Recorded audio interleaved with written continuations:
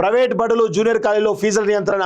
So ఇది జరగాలి, ఇది వాస్తవంగా జరగాలి. ఇది జరిగినప్పుడే నిజమైనటువంటి ఒక పరిపాలకుడిగా సీఎం రేవంత్ రెడ్డికి ఒక మంచి పేరు వస్తుంది. గతంలో ఫీజుల నియంత్రణ లేకపోవడం వల్ల గత 10 సంవత్సరాలు అసలు కేసీఆర్ మీద నేను ఎందుకు ఇంత పెద్ద ఎత్తున విరుచుకుపడతా అంటే 2014 ఆయన సీఎం అయిన తర్వాత ఇక్కడ సమూలమైనటువంటి సామాజిక పరంగా, ఆర్థిక పరంగా, అనేక రంగాల పరంగా అన్ని రకాల మార్పులు, ఒక విప్లవాత్మకమైనటువంటి మార్పులు తీసుకురావడానికి ఒక అవకాశం కేసీఆర్కు ఉండే.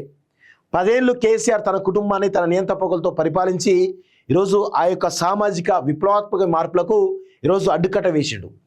ఈరోజు ఇక చూడండి, ప్రైవేట్ బడులు జూనియర్ కాలేజీలో ఫీజుల నియంత్రణ అనేటువంటి అంశాన్ని కనుక కేసీఆర్ ఆనాడు ఒక ఫెరోషియస్ డెసిషన్ తీసుకుంటే ఇటు విద్యాపరంగా, వైద్యపరంగా ఈ రాష్ట్రాన్ని పెద్ద ఎత్తున ముందుకు తీసుకపోతే కేసీఆర్ను చాలా పెద్ద ఎత్తున గౌరవించేవాళ్ళు. కానీ ఆ ప్రాధాన్యతమైనటువంటి అంశాలను కూడా కేసీఆర్ ఏనాడు కూడా పరిగణలోకి తీసుకోకపోవడమే కాక ఆ వ్యవస్థలన్నింటి కూడా నిర్వీర్యం చేసిండు.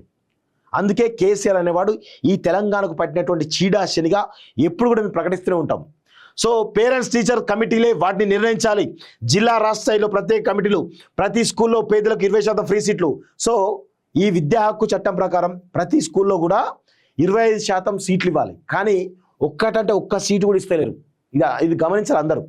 విద్యారంగ సంస్కరణలపై సిద్ధమైన ముసాయిదా చట్టం మంత్రి శ్రీధర్బాబు అధ్యక్షతన మంత్రివర్గ ఉపసంఘం భేటీ, పాల్గొన్న పాఠశాలలు, కళాశాల యాజమాన్య సంఘాలు అంటూ కూడా చూస్తారు. నిజంగా ఒకవేళ రేవంత్ రెడ్డి ప్రభుత్వం కనుక ఈ యొక్క ఫీజుల నియంత్రణ విషయంలో కనుక ఒక పాలసీ తీసుకొస్తే కనుక ఖచ్చితంగా నిజంగా అప్రిషియేట్ చేయొచ్చు. ఎందుకంటే ప్రైవేట్ స్కూళ్ళు కానీ కాలేజీలు కానీ ఎంత దారుణంగా దోచుకుంటారు తెలుసా. ఒక నర్సరీ చదివేటువంటి అప్పుడే నర్సరీ చదివే అబ్బాయికి ₹1,00,000 ఫీజులు, యూకేజీ ఎల్కేజీకి ₹2,00,000 ఫీజులు.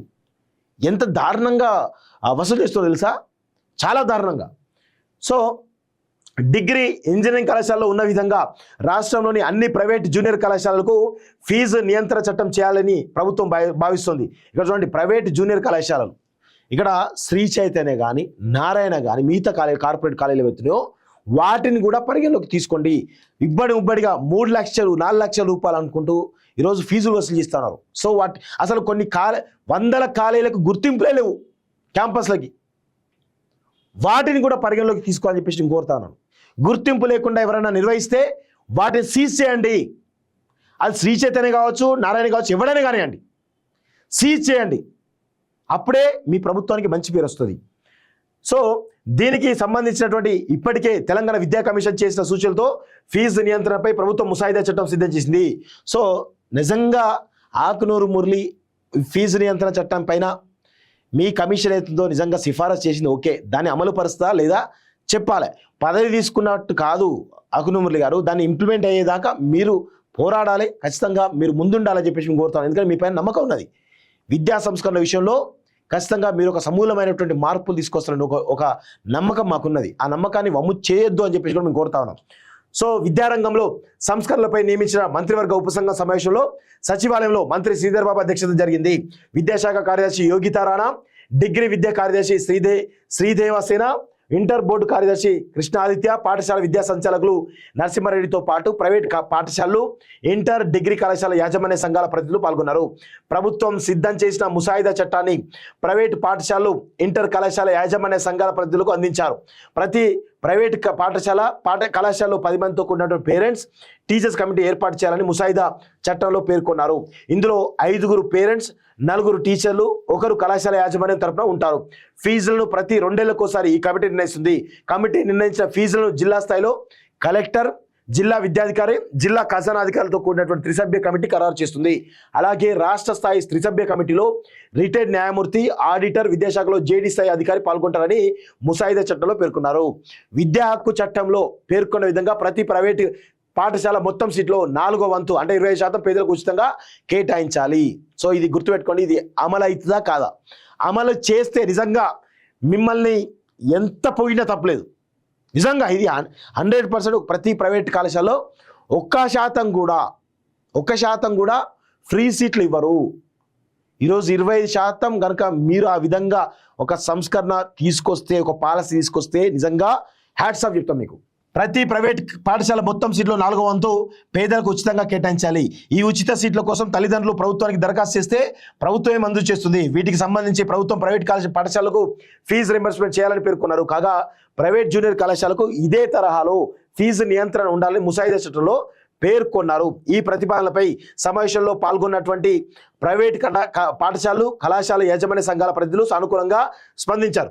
అయితే విద్యార్థులు తల్లిదండ్రులు ప్రలోభ పెట్టే కార్పొరేట్ పాఠశాలలు కళాశాల తప్పుడు ప్రకటనలు ప్రభుత్వం నియంత్రించాలని తెలంగాణ గుర్తింపు పొందిన ప్రైవేట్ పాఠశాల యాజమాన్యాల సంఘం అధ్యక్షుడు మధుసూదన్ కార్యదర్శి అన్నారు. సో ఈ అంశం వాస్తవంగా వాళ్ళు చెప్పిన డిమాండ్ కూడా కరెక్టే. ఎందుకంటే ఈ ప్రైవేట్ పాఠశాలలు కళాశాలలు ఏవైతే ఉన్నాయో ఇవి కార్పొరేట్ స్థాయి కళాశాల వాటిని కూడా నియంత్రించాలి, వాటిని వదిలిపెట్టద్దు. ఈరోజు శ్రీ చైతన్య నారాయణ సంబంధించినటువంటి స్కూళ్ళు కావచ్చు, ఇటు జూనియర్ కాలేజీలు కావచ్చు, పర్మిషన్ లేకుండా కొన్ని వందల కాలేజీలు నడుస్తూ ఉన్నాయి. వాటిపైన చర్యలు తీసుకోండి. వాటిపైన చర్యలు తీసుకోకుండా మీరు ఇట్లాంటి ఎంత చేసినా కానీ ఈరోజు విద్యాశాఖ కమిషన్ చైర్మన్ ఎవరైతే ఉన్నారో ఆకునూరి మురళి గారిని నేను చాలా స్పష్టంగా అడుగుతా ఉన్నాను. ఈరోజు పర్మిషన్ లేకుండా మీరు రండి మాతోటి మనం పోదాం.